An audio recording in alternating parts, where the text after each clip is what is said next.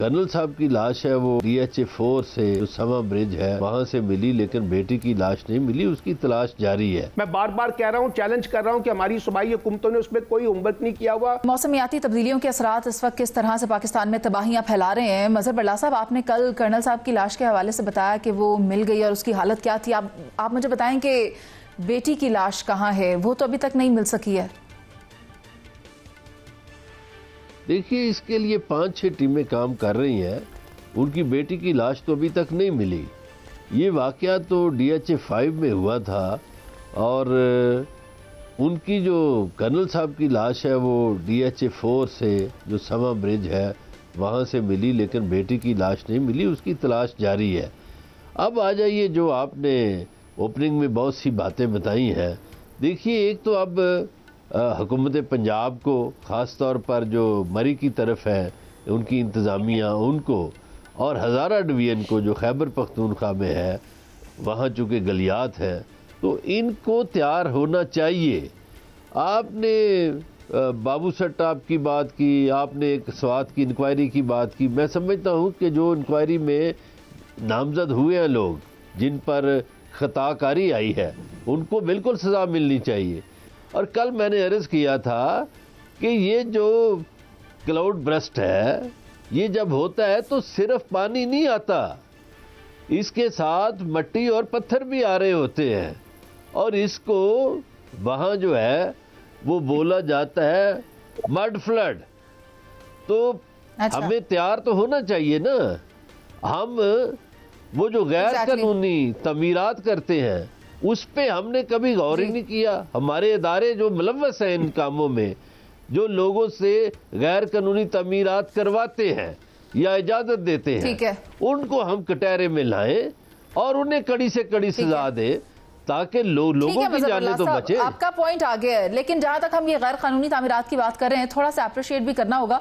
सिंध में जहां पर गैर कानूनी तामीरात थी और पंजाब में कई जगह पर थी, उनको मिसमार भी किया गया, लेकिन अब क्योंकि सैलाबी सूरत हाल है तो हमें ज्यादा फिक्र है कि जो पाकिस्तान के नॉर्दर्न एरियाज हैं वहां पर इन गैर कानूनी तामीरात का सदेबाद किया जाए, इनको मिसमार किया जाए और नए सिरे से इन चीजों को रिकंस्ट्रक्ट किया जाए। मैं चाहती हूँ सलमान आबिद साहब, आपके पास भी ये खबर है और वो ये है कि बड़ी तबाही का अंदेशा जाहिर किया जा रहा है नॉर्थ में, बिलखुसूस मरी में, वो हमसे शेयर कीजिएगा। देखिए ना, बात यह है कि जो महकमा मौसमियात है, ये जो क्लाइमेट चेंज के एक्सपर्ट्स हैं, वो कह रहे हैं कि आने वाले दिनों में एक बहुत बड़ा रेला मरी के इलाकों में, गलियात के अंदर आएगा, और जिसकी भी बरला साहब ने निशानदेही की कि कुछ इलाके जो हैं वो मरी के इलाकों में आते हैं, कुछ हज़ारा डिवीजन के अंदर आते हैं। तो इसका मतलब है कि खैबर पख्तूनख्वा और पंजाब की दोनों हुकूमतों के लिए अलर्ट्स हैं, एक बात।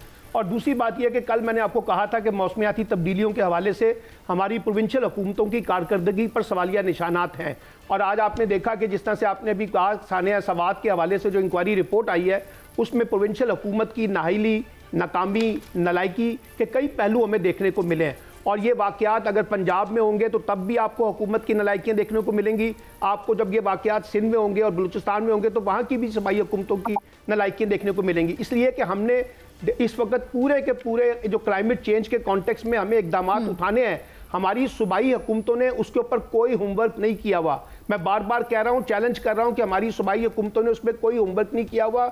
ये जो नाजायज़ तामीरात होती हैं, ये जो ख़ास तौर पे जिस तरह से चीज़ों को डील किया जाता है, इसके ऊपर जिस तरह के शफाफियत पर मबनी इंस्टीट्यूशनल सिस्टम होना चाहिए, वो हमारे पास नहीं है। हम क्या करते हैं कि जब एक वाक़या होता है तो उस पर रिएक्शन देने के लिए तो आ जाते हैं, फिर ब्लेम गेम भी शुरू हो गई है। पंजाब हुकूमत कहेगा कि खैबर पख्तूनख्वा की हुकूमत नलायक है, खैबर पख्तूनख्वा कहेगा पंजाब हुकूमत नलायक है, वो आगे से कहेंगे कि सिंध हुकूमत नलायक है। आपने देखा पिछले दिनों सिंध हुकूमत और पंजाब हुकूमत में भी नलायकी का मुकाबला हो रहा था। तो जब आप इस तरह की नलायकियों का मुकाबला करने जाएंगे तो उसका मतलब है कि आप सीरियस इश्यूज के ऊपर वो तवज्जो नहीं दे रहे जो आपको देनी चाहिए। ठीक है, वही वाली बात जो मैं कह रही थी कि हमें रिकंस्ट्रक्शन ऑफ पाकिस्तान पर फोकस करना है, ना कि डिस्ट्रक्शन। और डिस्ट्रक्शन वही एक दूसरे की लेग पुलिंग करना। आपके सूबे में नुकसान हो गया तो फिर आपने क्यों तैयारी नहीं की, तो इस तरह तो काम नहीं चलेगा। सायरा जी, आप क्या कहती हैं? मैं क्या कहती हूँ, मैं कुछ भी नहीं कहती। अभी कहा कि इन तमाम, और फिर आप सब कुछ कहती हैं जो भी उनको कैफरे किरदार तक पहुंचाना चाहिए। अभी जो सवात वाकया हुआ तो मदर नेचर से जो पंगा है वो सही नहीं होता। आप नथिया गली की तरफ चले जाएं, आप मरी की तरफ चले जाएं, आप एबटाबाद, काली मिट्टी, ये वो जो भी इलाके, इतनी कंस्ट्रक्शन मुझे समझ नहीं आ रही कि मतलब इतनी कंस्ट्रक्शन इतने लोगों के लिए घर बनाकर करना क्या है। पहाड़ दरख्त काट दिए, जो आप अताबाद झील के पास आपने होटल देखा था वहां पर क्या हुआ। तो जाहिर है वो जो रास्ता है जो कुदरत का है वो अपना रास्ता अपना वो लेगी। मैंने आपसे ये कहा कि मैं सिर्फ आवाम की जानो माल की हिफाजत की दुआ कर सकती हूँ और करूंगी। सिंध में डैम नहीं बनाया, जब डैम नहीं आया फिर जो आके हमारी जमीनें पानी में डूबती हैं, जो लोग डूबते हैं वो आ जाके घूम फिर के सब कुछ हमारे सर पर आता है। अब हम तंग आ चुके हैं, हम तंग आ चुके हैं। कब तक हम वो कह रहे हैं कि मुखय्यर हजरात का लेबल हमारे ऊपर लगाकर और ये हुकूमत जो आवाम के पैसे हैं वो अपने उन पैसों से अयाशी करे, ना डैम बने ना कुछ हो और कुदरती आफात में फिर आप मैं क्या बोलूं अभी। ठीक है सायरा जी, आपका पॉइंट आ गया, लेकिन शहजाद भट्ट साहब आप मुझे ये बताएं कि सानिया सवात की जो इंक्वायरी रिपोर्ट सामने आई है उसमें क्या हकाइक सामने आए हैं, कौन है कसूरवार? देखिए मुनीज़े, हकाइक तो हमेशा गरीबों पर डाल दिए जाते हैं, DC AC लेवल के बंदे। ये सारी रिपोर्ट मेरे सामने पड़ी हुई है, ये मैं आपको भी पढ़ के आधे घंटे में सुना दूंगा। लेकिन सवाल ये है कि अभी तक बच्ची की लाश, कर्नल साहब की बेटी की लाश नहीं मिल सकी। 600 मीटर तक ढूंढ लिया है। ये जो मौसम का मुकाबला है ये सिर्फ और सिर्फ पेशन गोई हो तो हो सकता है, वरना मौसम आपको शिकस्त दे देगा। मौसम का पता चलता है, महकमा मौसमियात को पता होता है और नेग्लिजेंसी होती है। आप देखें किसान जो है उसकी ज़राअत जो है उसकी आंख पर होती है, सूरज के ऊपर होती है। पुराने वक्तों में आसमान देखकर आप बता दिया करते थे कि बादल है, बारिश होगी या नहीं होगी।